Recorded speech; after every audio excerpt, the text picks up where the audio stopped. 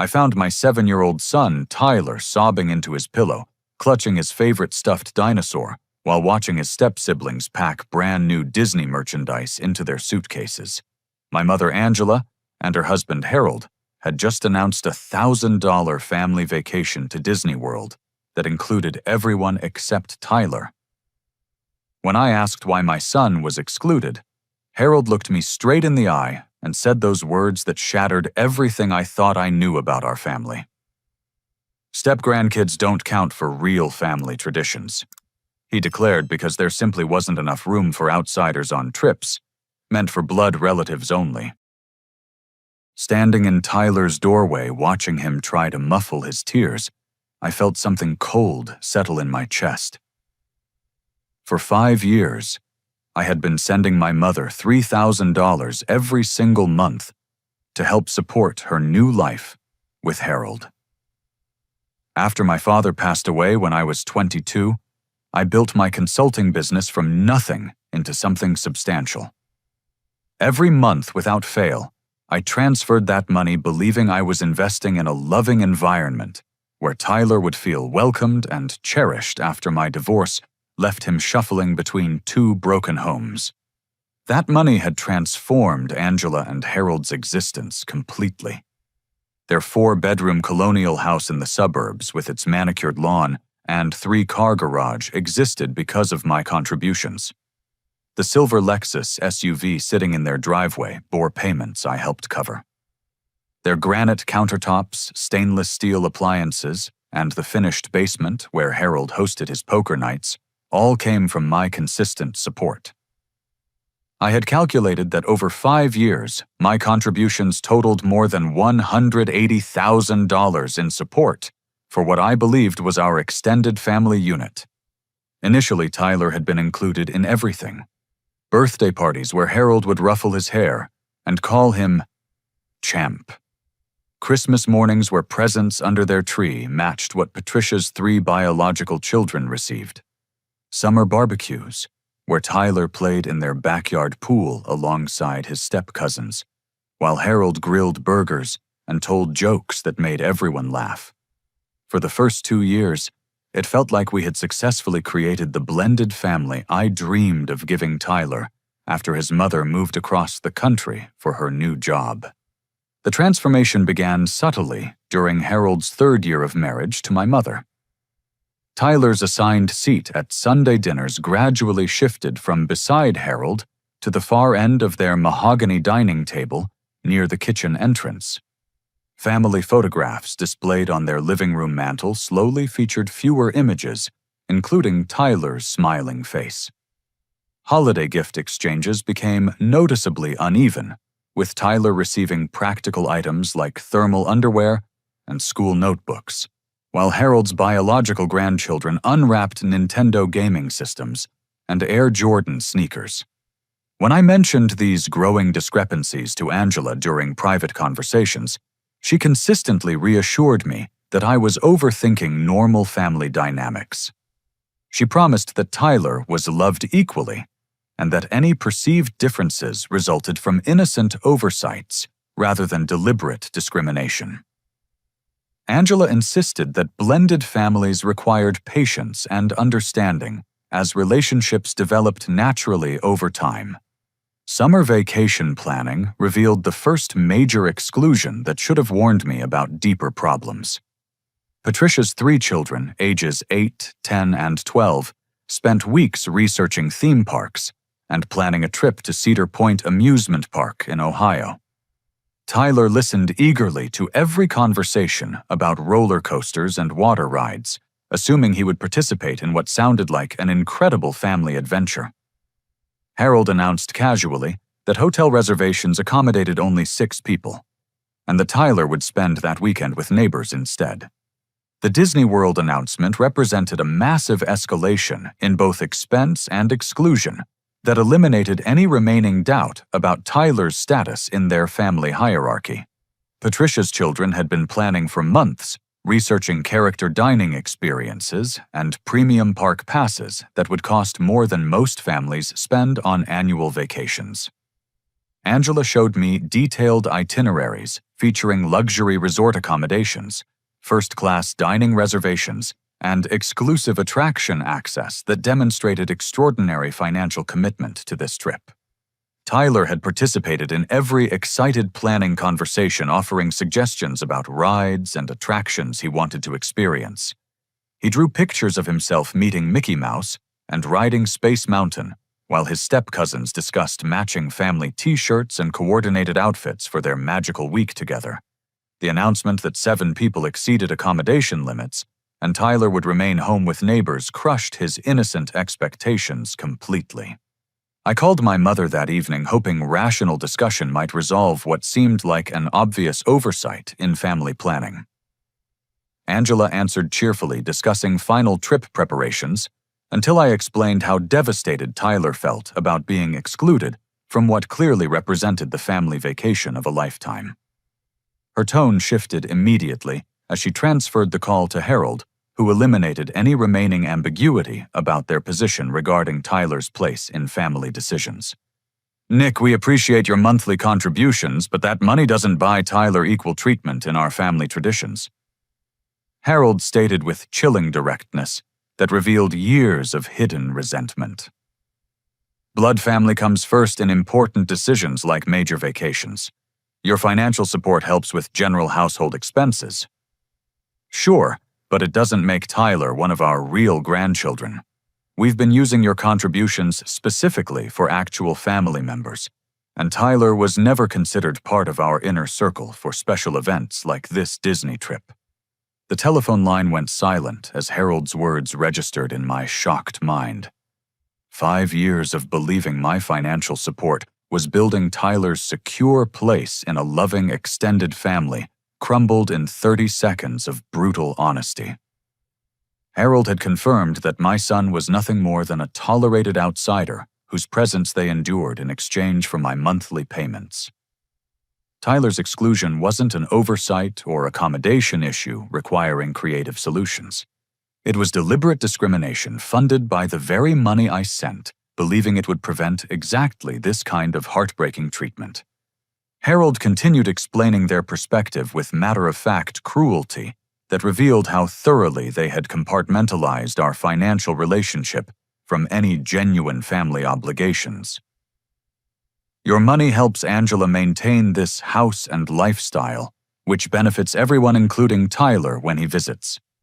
But major family experiences like Disney World are reserved for children who share our actual blood connections. Tyler gets plenty of benefits from living in a nice neighborhood and having access to our pool and game room when he stays here." I hung up the phone feeling physically sick as the scope of their deception became clear. They had been taking my money while systematically excluding Tyler from the family experiences that money made possible. Every dollar I sent, believing I was securing Tyler's emotional well-being, had actually funded a 2-tier system where he would always be the excluded outsider, watching more valued children enjoy privileges his father's generosity provided. Harold's blunt admission about Tyler's expendable status left me staring at my disconnected phone long after he hung up. My mind raced through years of family interactions, reframing moments I had interpreted as love and inclusion through the harsh lens of this new understanding. Had Tyler always been the unwanted outsider, I was too hopeful to recognize I needed concrete evidence about how my money had actually been spent versus the family unity I thought I was purchasing with monthly contributions. The next morning, I called Derek Sullivan, my accountant friend, who had helped me structure business finances since I started consulting 6 years earlier. Derek understood family financial dynamics from both personal experience and professional expertise, working with divorced clients, navigating complex support arrangements. He arrived at my office with his laptop and professional determination to uncover the truth about how Angela and Harold had managed my generous contributions over 5 years. Derek accessed bank statements and shared family accounts through estate planning arrangements established after my father's death. These legal documents had seemed like prudent financial planning at the time, allowing me to help my mother while maintaining oversight of how my support was utilized. Now, those same access rights would reveal the systematic abuse of trust Harold had just admitted during our confrontational phone conversation. What Derek's investigation uncovered made my stomach drop with sick realization about the depths of their deception. My monthly $3,000 transfers had funded far more than basic household expenses Angela claimed were necessary for comfortable retirement living. Patricia's brand new Honda Pilot had been purchased with a down payment that exactly matched 3 consecutive months of my contributions. Private school tuition for Harold's 3 biological grandchildren totaled $18,000 annually. Money that came entirely from accounts receiving my monthly support. Multiple family vacations over the past 2 years coincided perfectly with my payment schedule.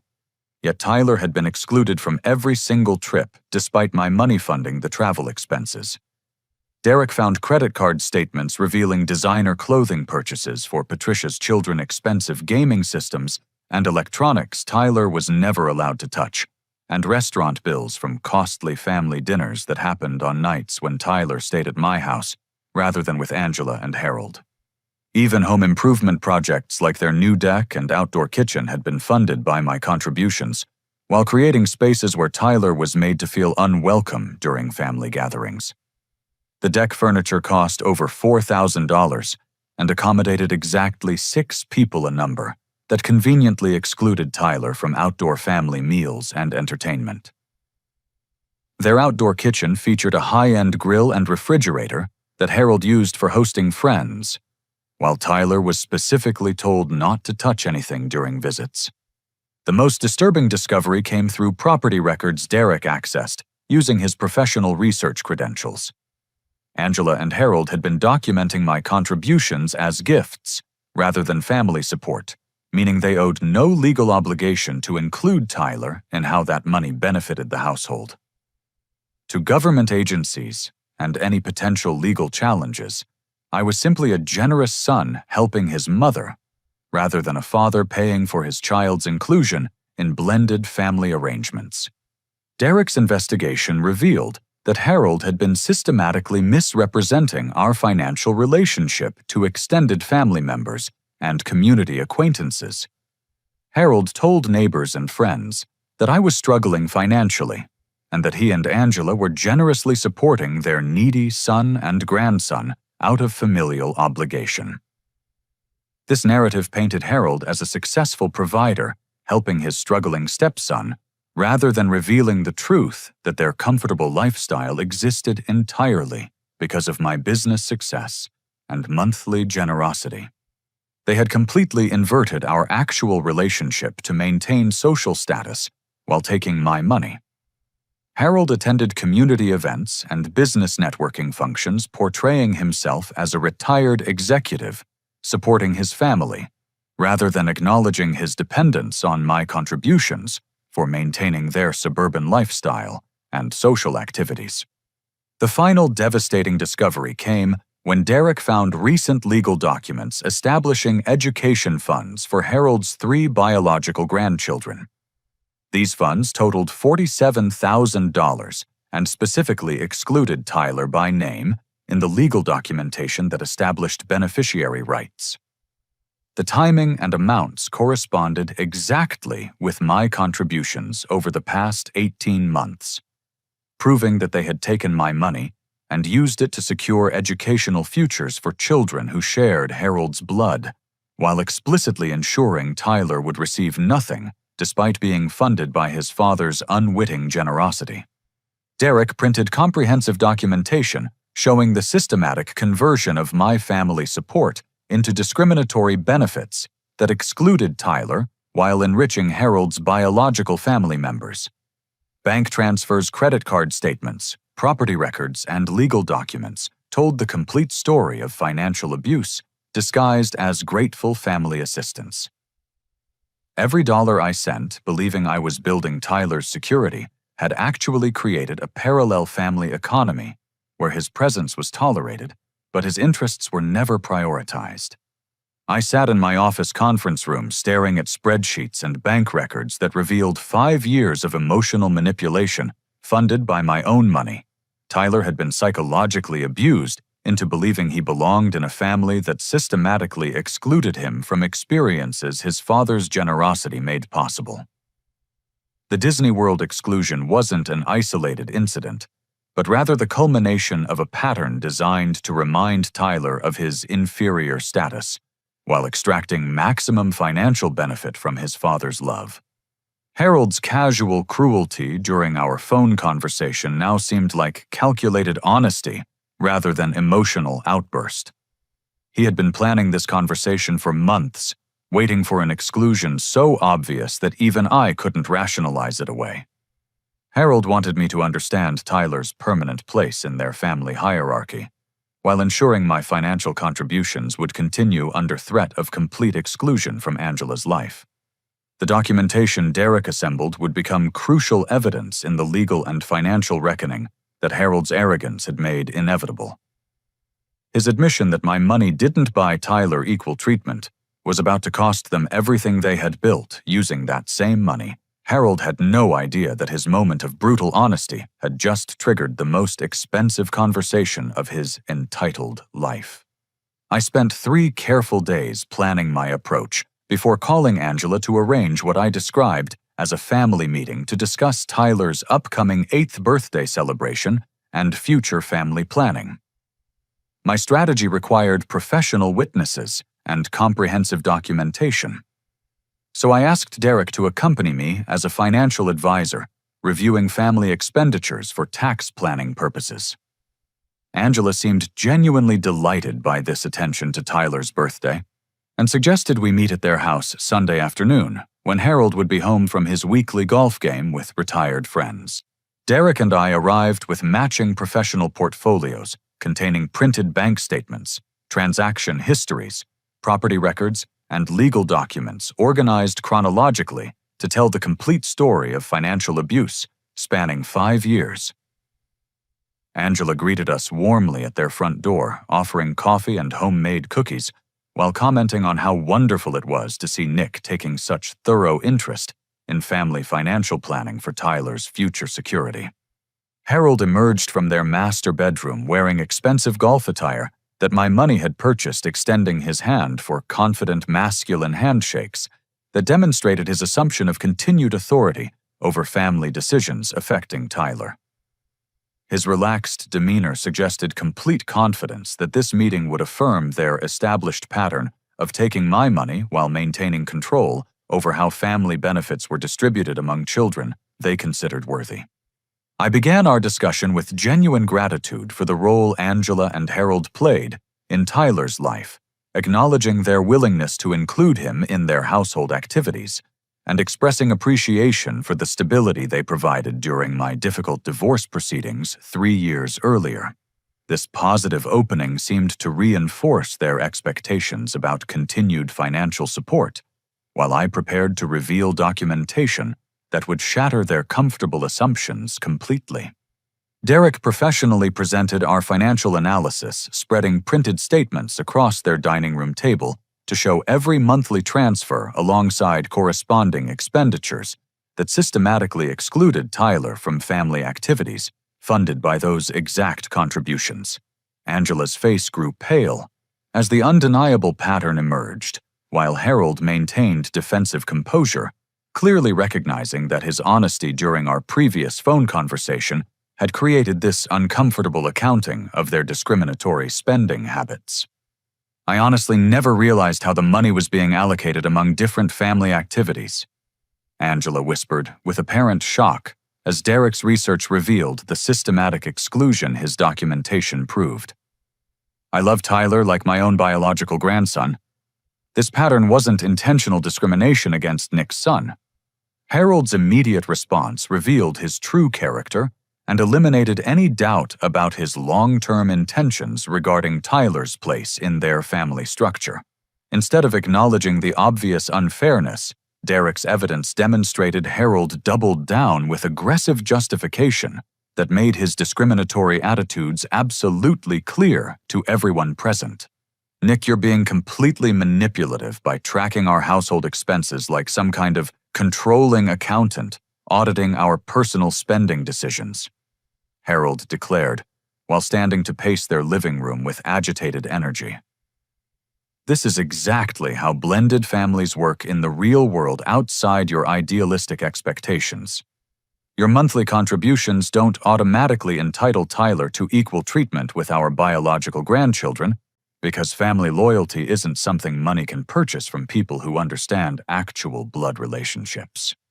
Harold continued his defensive explanation with increasing aggression that revealed years of resentment about my financial support and expectations about Tyler's inclusion. "You're trying to buy your son a place in our family that he hasn't earned through genuine blood connections.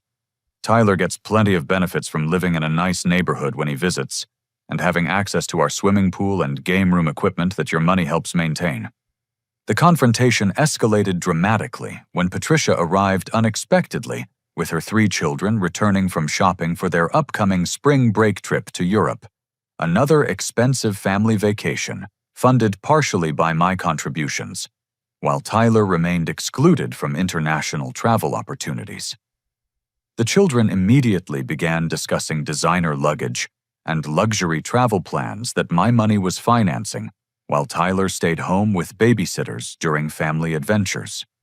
Patricia's children excitedly displayed new clothes and travel accessories purchased for their European adventure, chattering about first-class flights and hotel accommodations that demonstrated the extraordinary expenses Harold was willing to incur for children who shared his biological connections.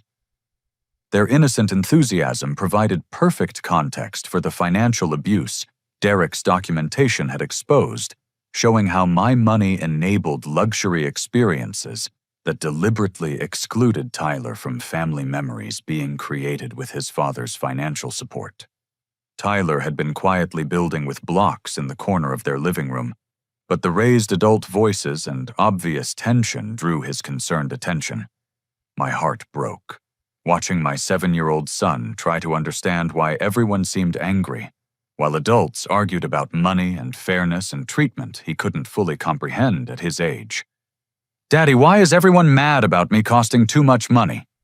Tyler asked, with innocent directness that silenced the room completely and forced everyone to confront the cruelty of discussing his worth in financial terms. "Did I do something wrong that makes me too expensive for the family?" Patricia looked genuinely confused as she realized this meeting wasn't about birthday party planning, but rather a serious confrontation about financial arrangements she hadn't understood. Harold's defensive anger intensified as he felt cornered by documentation he couldn't dispute and challenged by professional witnesses he hadn't expected to face during what he assumed would be a routine family discussion. In his mounting frustration and desire to regain control of the conversation, Harold made a revelation that changed everything about our relationship and demonstrated the depths of his entitled expectations about my continued financial support, despite Tyler's systematic exclusion.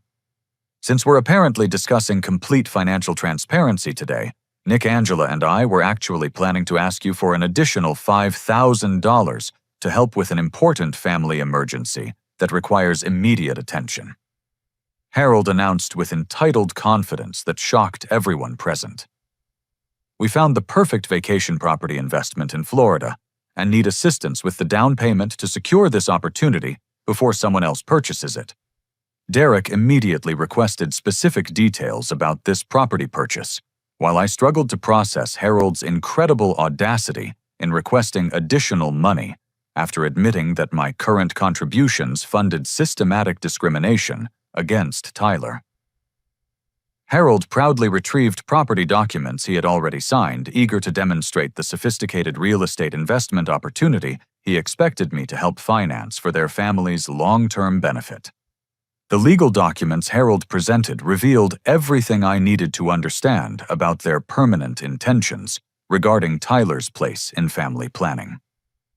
The property ownership structure explicitly listed Angela, Harold, and Patricia as authorized users with absolutely no provision for Nick or Tyler to ever access the vacation home they expected me to help purchase.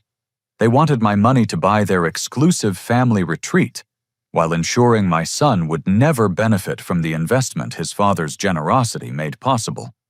The Florida condominium deed included specific language restricting usage rights to immediate family members defined as Angela, Harold, Patricia, and Patricia's 3 children. Tyler was deliberately excluded by name from a property they expected his father to help finance, demonstrating that Harold's discriminatory treatment represented permanent family policy rather than temporary oversight that could be corrected through discussion and understanding. I departed their house maintaining professional composure, while my mind raced through legal and financial strategies to protect Tyler from continued emotional abuse, disguised as family inclusion. Derek and I spent the drive back to my office discussing immediate steps to document everything we had witnessed, while the confrontation remained fresh in our memories, and Harold's admissions were clearly recalled. The voice recording application on my smartphone had captured Harold's explicit statements about the vacation property and his unambiguous declarations about Tyler's permanently excluded status in their family hierarchy.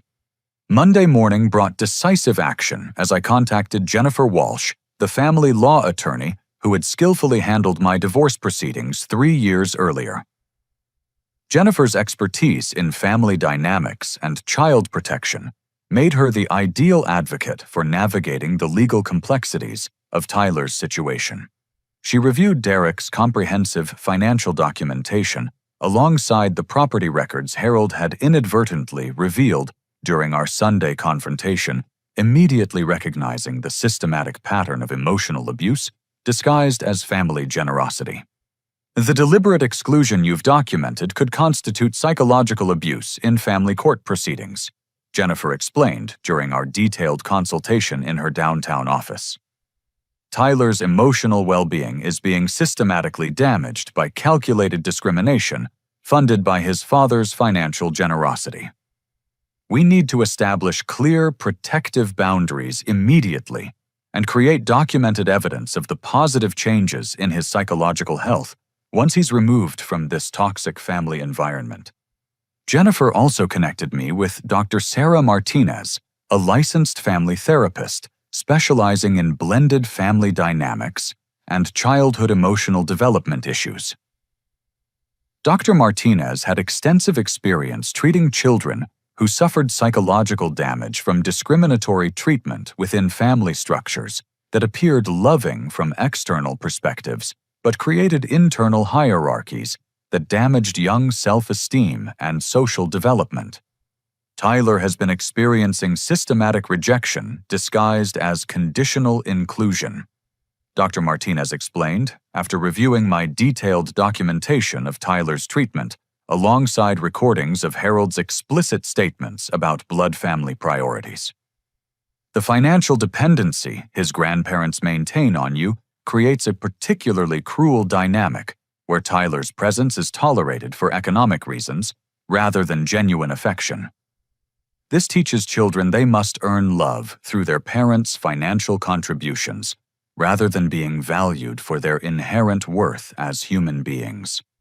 Dr. Martinez recommended immediate removal from situations where Tyler witnessed preferential treatment of other children while his own needs and interests were systematically ignored or minimized. She emphasized that continued exposure to Harold's discriminatory behavior would create lasting damage to Tyler's self-worth and ability to form healthy relationships throughout his adult life.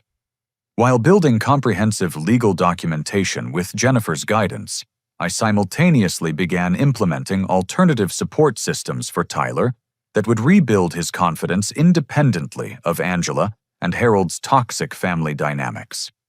I researched youth programs focused on technology education and athletic development, where Tyler could develop skills and friendships based on his own interests and personality, rather than family political considerations. The Coding Academy at our community college offered intensive summer programs for children Tyler's age, taught by high school students studying computer science and software development. The 6-week program cost $400, including materials and individual instruction money I could easily afford, by redirecting a small portion of what I had been sending Angela monthly. Tyler had always demonstrated natural curiosity about how video games and websites functioned, asking detailed questions about programming logic and interface design that revealed analytical thinking abilities. I also enrolled Tyler in a competitive youth basketball league through our city's recreation department, where team membership cost $60 and emphasized character development alongside athletic skill improvement. The program philosophy prioritized effort and teamwork over winning exactly the positive male mentorship Tyler needed after witnessing Harold's manipulative and entitled behavior patterns. These structured activities would provide Tyler with genuine accomplishment and social belonging based on his personal effort, rather than his family's financial arrangements. Throughout this process, I began discreetly documenting additional instances of Tyler's exclusion through careful record-keeping and legally permissible recording of conversations during family interactions. Jennifer advised that establishing a comprehensive pattern of discriminatory treatment would prove crucial if Angela and Harold attempted to retaliate against my financial boundary setting through grandparents' rights claims or interference with my established custody arrangements. However, Derek's continued investigation revealed that Harold had been actively spreading damaging rumors throughout our community that threatened both my professional reputation and my ability to maintain the client relationships that supported Tyler and me financially. Through mutual acquaintances at our country club and professional networking events, Harold had been systematically portraying himself and Angela as charitable grandparents, supporting their financially irresponsible son and his problematic child. These calculated lies had reached several colleagues in my consulting business through social connections I hadn't considered vulnerable to Harold's manipulation. Harold told other business owners that I was struggling with money management, and that he and Angela were helping me maintain my lifestyle while I learned to handle professional responsibilities more effectively. This false narrative contradicted my actual business success and threatened client confidence in my professional competence and reliability.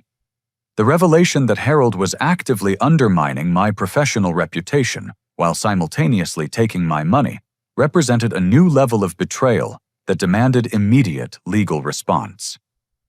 His interference threatened not only Tyler's emotional well-being, but also our financial security and my ability to continue supporting my son independently of their toxic and manipulative family dynamics. Jennifer advised that Harold's deliberate interference with my business relationships constituted harassment that could result in criminal charges if his behavior escalated further. She began preparing preliminary legal documents to establish a paper trail of Harold's vindictive actions, while we gathered evidence of the specific damage his lies had caused to my professional standing in our business community. Tyler remained unaware of the adult conflicts swirling around our family situation, but I noticed positive changes in his behavior and confidence as I began prioritizing his individual interests over maintaining artificial peace with Angela and Harold. He seemed more relaxed during our time together and less anxious about visiting his grandmother's house, perhaps sensing the reduced pressure from my own improved emotional state, as I stopped trying to force Tyler's acceptance in a family that would never value him appropriately.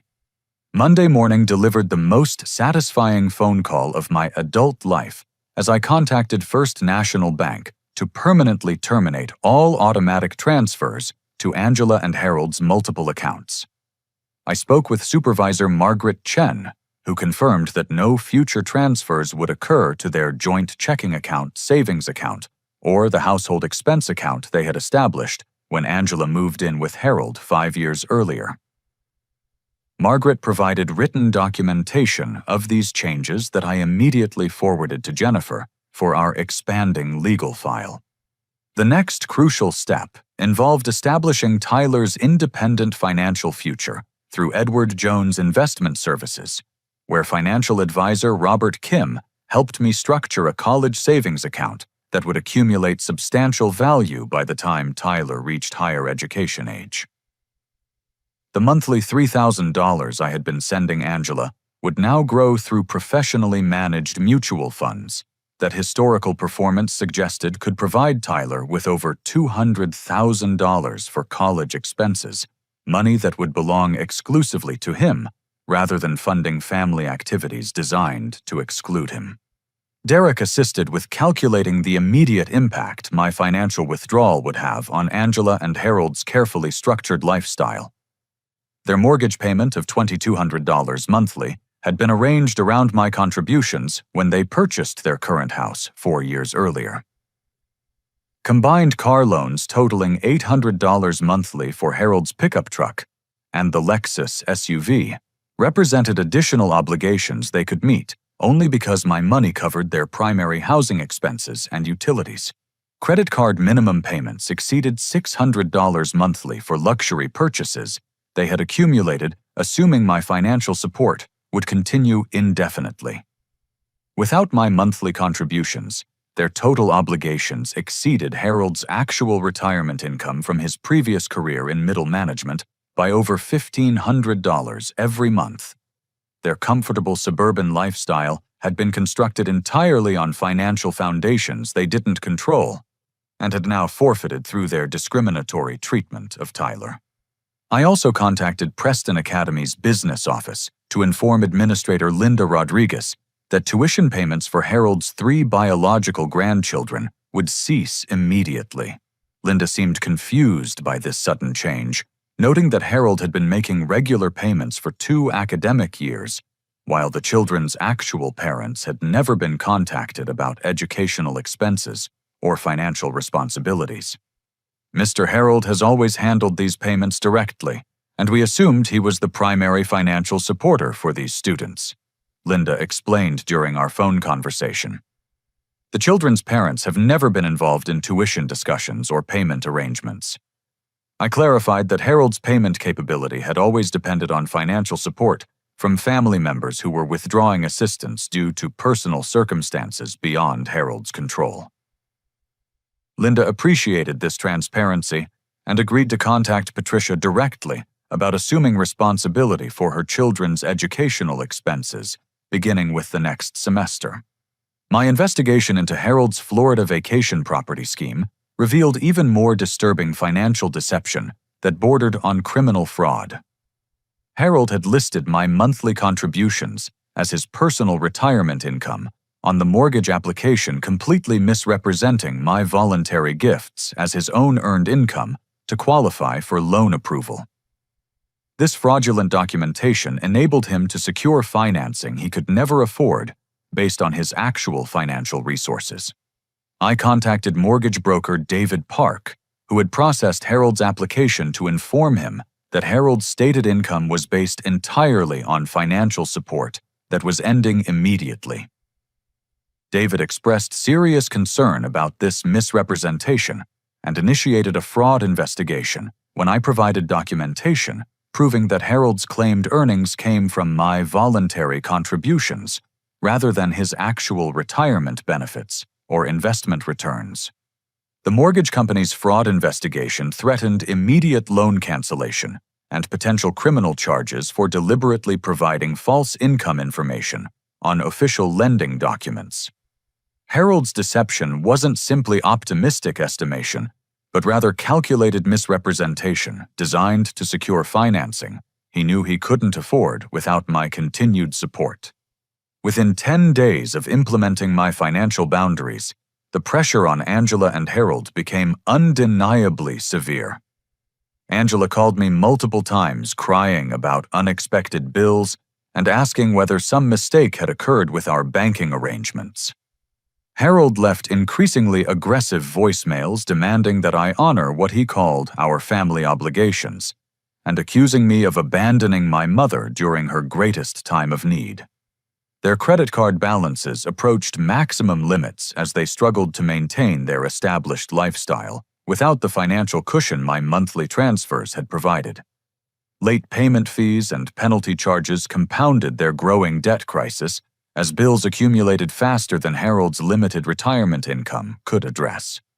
The private school situation created additional family tension when Patricia received official notification that tuition payments had stopped and her children would be withdrawn from Preston Academy unless immediate arrangements were made with the actual parents rather than their grandfather.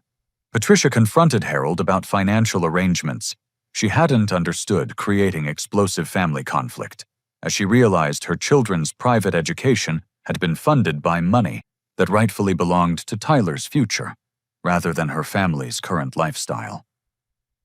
Patricia's angry discovery that Harold had been using my money to pay for her children's education, while systematically excluding Tyler from family benefits, created the first serious crack in their united front against my boundary setting. She began questioning other financial arrangements and demanding transparency about how Harold had been managing what she now understood was Nick's generous support rather than Harold's personal wealth. But Harold's desperation pushed him beyond family conflict into territory that threatened my professional livelihood and constituted potential criminal behavior. Rather than accepting responsibility for their financial dependency and working toward sustainable solutions, Harold decided to attack my business directly through interference with client relationships that could destroy the income sources supporting Tyler and me. Harold's escalating vindictive behavior was about to cross legal lines that would transform our family dispute into criminal territory, where Jennifer's involvement would become absolutely essential for protecting both my business and Tyler's future security. Harold's interference with my professional relationships revealed the desperate depths of his character when faced with consequences for his discriminatory behavior toward Tyler. He systematically contacted my 3 largest consulting clients, falsely claiming that I owed him substantial money for childcare services and family support, while requesting that they redirect their payments to his personal account rather than paying me directly for legitimate professional services I had provided. Harold's lies to my clients included detailed fabrications about my supposed financial irresponsibility and claims that concerned family members were attempting to help me avoid bankruptcy by managing my income on my behalf. He presented himself as a responsible family financial manager, trying to protect my business relationships while ensuring that my obligations to elderly parents were met before I squandered money on personal expenses. Fortunately, my established client relationships and professional reputation provided protection against Harold's vindictive manipulation. Mark Thompson from Thompson Manufacturing called me directly after Harold approached him during a Chamber of Commerce networking lunch with his bizarre claims about having authority over my finances and business arrangements. "Nick, this strange situation occurred today, where an older man claiming to be your family financial manager approached me about redirecting your consulting payments," Mark explained during our phone conversation. "He insisted you were having serious money problems and that family members were trying to help you by managing your income. The entire conversation seemed completely inconsistent with your professional competence and our 3-year business relationship." Harold had made similar fraudulent contact with Peterson Engineering and Jennifer's law office, 2 other major clients who provided consistent monthly income essential for supporting Tyler and maintaining our financial independence. Both clients expressed genuine concern about Harold's interference while requesting clarification about my actual financial status and whether his claims had any legitimate basis in reality. Mark Thompson's detailed account revealed that Harold had prepared sophisticated lies designed to undermine my professional credibility while positioning himself as a concerned family member trying to help with my supposed financial crisis. Harold claimed that my divorce had created overwhelming debt problems and that my consulting business was failing due to poor money management and unreliable work performance. I immediately forwarded comprehensive evidence of Harold's business interference to Jennifer, who recognized this escalation as criminal harassment that violated multiple state laws governing commercial relationships and personal intimidation. Harold's attempts to redirect my earned income constituted attempted fraud, while his false statements about my financial condition represented potential defamation that could damage my professional reputation permanently. Jennifer prepared a formal cease and desist letter, demanding that Harold immediately stop all contact with my professional clients and threatening serious legal action if his harassment continued beyond this warning.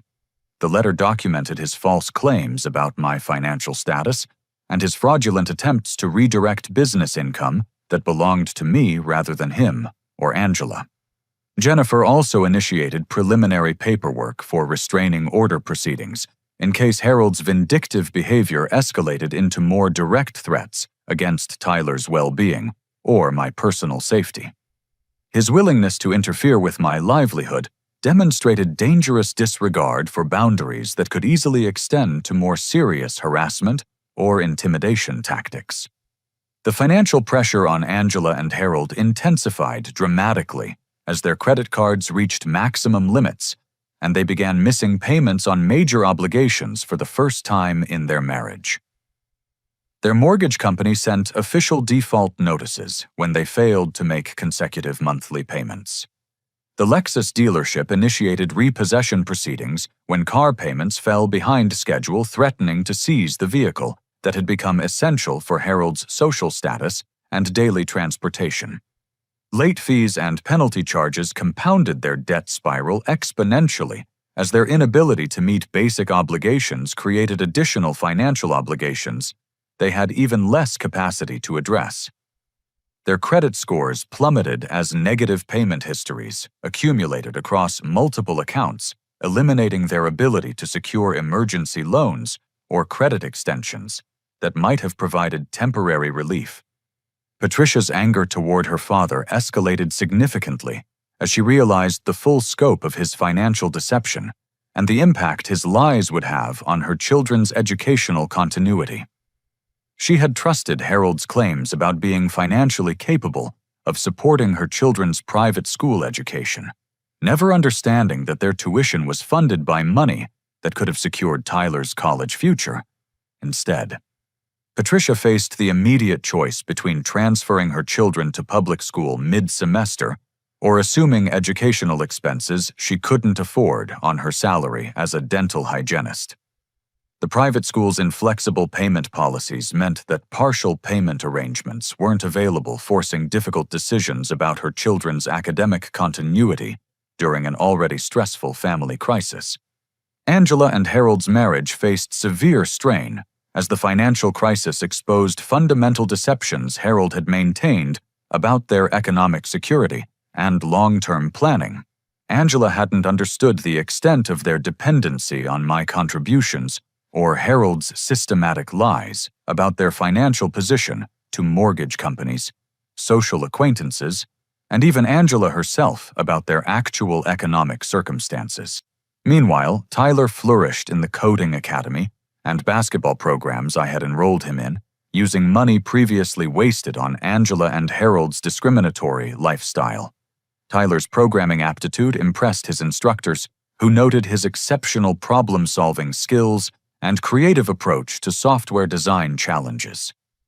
His basketball coach praised Tyler's coachability and team leadership qualities that emerged when he felt valued for his individual contributions rather than tolerated for economic considerations.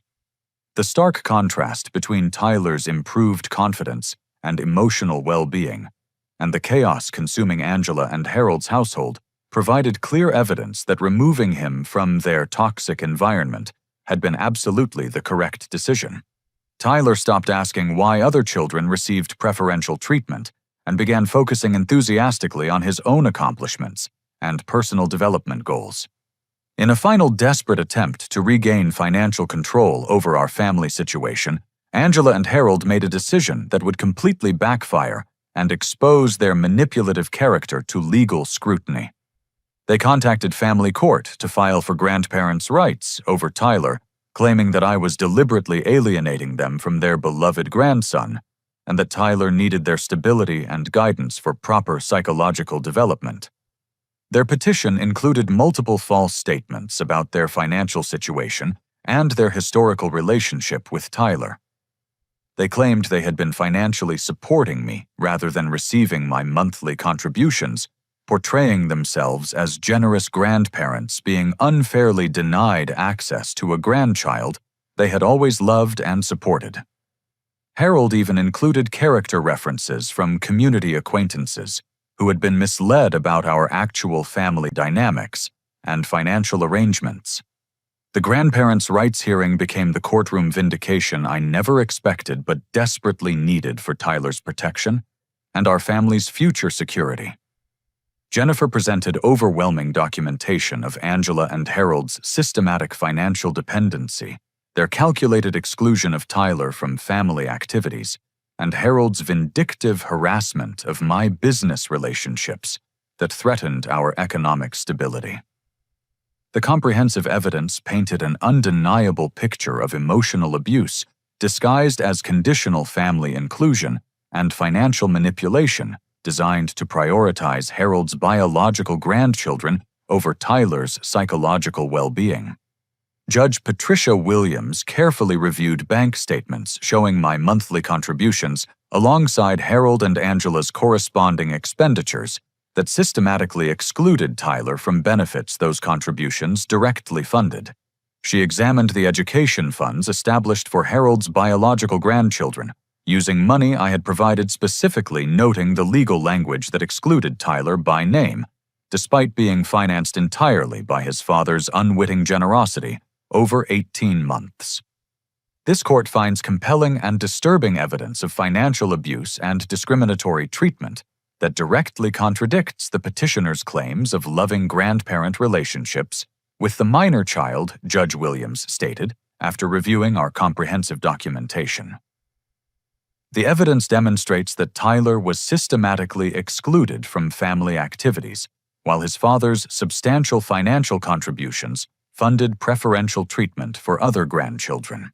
This behavior pattern demonstrates unfitness for unsupervised grandparent access, rather than supporting any expansion of custody rights. Judge Williams also reviewed recordings of Harold's explicit statements about blood family priorities and his admission that my financial contributions didn't entitle Tyler to equal treatment with children who shared Harold's biological connections.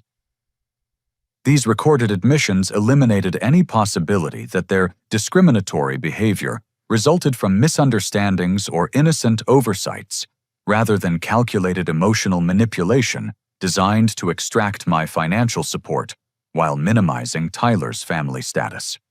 Angela's emotional breakdown during testimony confirmed everything our documentation had proven, while eliminating any remaining doubt about the psychological damage Tyler had endured in their household.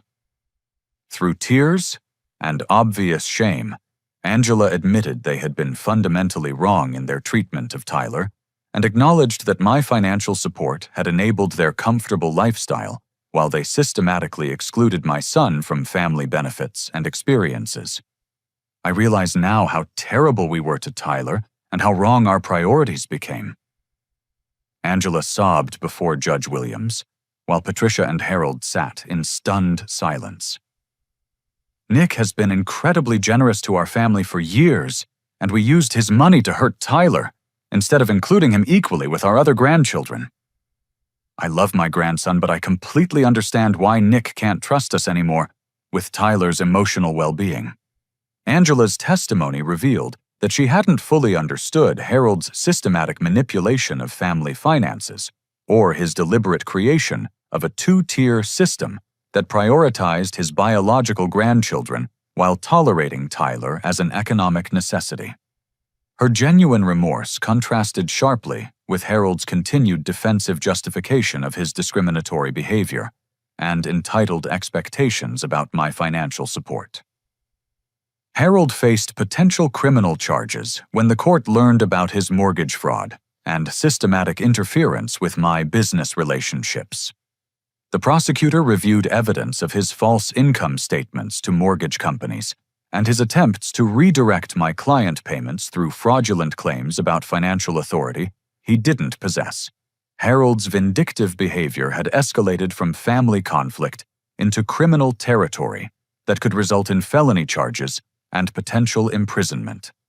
Judge Williams granted our request for supervised visitation only contingent upon Angela and Harold completing extensive family counseling and demonstrating genuine behavioral changes over a minimum 6-month probationary period. She also issued a protective order prohibiting any financial discussions or requests during supervised visits, protecting Tyler from further economic manipulation or emotional pressure about family relationships. The court's decision provided Tyler with legal protection while establishing clear consequences for Angela and Harold's discriminatory treatment. Judge Williams emphasized that grandparent rights existed to protect children's well-being, rather than enabling continued emotional abuse by relatives who prioritized some grandchildren over others based on biological relationships. 6 months following the court decision, Tyler had transformed into a confident, emotionally healthy child who thrived in activities chosen specifically for his interests and developmental needs, rather than family political considerations. His coding skills progressed remarkably under dedicated instruction, leading to his creation of simple games and interactive websites that impressed teachers and classmates with their creativity and technical sophistication. Tyler's basketball team won their division championship, with Tyler contributing crucial assists and defensive plays that coaches highlighted for demonstrating exceptional team spirit and strategic thinking abilities. His teammates elected Tyler as team captain for the following season, recognizing leadership qualities that flourished when he felt genuinely valued for his individual contributions rather than tolerated for economic reasons. The monthly $3,000 I had previously sent to Angela and Harold grew substantially in Tyler's professionally managed college fund, accumulating over $28,000 during 6 months of proper investment strategies. This money belonged entirely to Tyler's educational future, rather than funding family activities designed to exclude him from meaningful participation and emotional connection. Angela eventually divorced Harold after recognizing how his manipulative behavior and discriminatory attitudes had damaged her relationship with her son and grandson beyond immediate repair. She moved into a modest apartment and began working part-time at a local medical office to support herself independently without relying on anyone else's financial contributions or expecting continued support from family members. Angela's supervised visits with Tyler focused entirely on his individual interests and accomplishments, without discussing past family conflicts or financial arrangements. She demonstrated genuine effort to rebuild their relationship based on Tyler's needs and preferences rather than adult expectations or obligations. Tyler enjoyed showing Angela his coding projects and basketball achievements while maintaining appropriate emotional boundaries that protected his psychological well-being. Harold faced bankruptcy proceedings when his mortgage fraud investigation resulted in immediate loan cancellation and substantial criminal penalties. Unable to maintain payments on their house without my financial support or qualify for alternative financing due to his fraudulent application, Harold lost everything and eventually relocated to another state to escape continuing legal consequences and community awareness of his criminal behavior. Harold's departure eliminated the primary source of toxicity and discrimination from our family situation, while allowing Angela the opportunity to rebuild her relationship with Tyler based on genuine affection rather than financial arrangements or Harold's prejudiced attitudes about blood family priorities. Patricia initially struggled with her children's transition from prestigious private school to public education, but eventually discovered that this change benefited their character development and social awareness significantly. Without Harold's entitled influence and expectations about preferential treatment, Patricia's children learned to value educational opportunities and develop appreciation for achievements earned through personal effort rather than family financial advantages. Patricia also apologized to me privately for not recognizing how my generous financial contributions had funded her children's privileges, while Tyler was systematically excluded from equal family benefits. She expressed genuine remorse about the emotional damage Tyler had suffered and committed to ensuring her children understood the importance of treating all family members with equal respect, regardless of biological relationships. Tyler never asked about Harold after the court proceedings concluded, but he maintained cautiously positive contact with Angela during her supervised visits. Their relationship rebuilt gradually based on Angela's consistent demonstration of changed behavior and authentic interest in Tyler's activities, rather than family financial dynamics or adult conflicts about money and obligations. The most profound lesson that emerged from this painful experience involved recognizing that financial generosity without clear boundaries becomes enabling behavior that ultimately harms everyone involved, including the people receiving support. My attempts to purchase Tyler's acceptance in a loving family had actually funded his systematic exclusion and emotional abuse, while teaching him that love was contingent on economic contributions rather than inherent human worth. Tyler's remarkable improvement in confidence and emotional stability proved that protecting his dignity and psychological well-being was infinitely more valuable than maintaining artificial family peace built on financial dependency and discriminatory treatment. He learned that his personal value doesn't depend on others' approval or inclusion, but develops through his own character effort and genuine relationships with people who appreciate his individual qualities. I realized that my father would have been proud of the boundaries I established to protect Tyler from continued emotional manipulation and financial exploitation disguised as family love. Sometimes the most loving parental action requires saying no to people who claim they care while demonstrating through their behavior that economic benefits matter more than genuine relationships or children's emotional well-being. Tyler and I planned an incredible summer vacation to Washington, D.C. and New York City, using money that had previously subsidized Harold and Angela's comfortable lifestyle while funding Tyler's exclusion from family experiences. We visited Smithsonian museums, where Tyler marveled at technology exhibits and space exploration displays that inspired his growing interest in science and engineering careers. Our vacation represented far more than tourist entertainment or educational experiences. It symbolized complete freedom from toxic relationships and strategic investment in genuine experiences that built Tyler's confidence, curiosity, and excitement about exploring the world beyond our hometown's limited perspectives.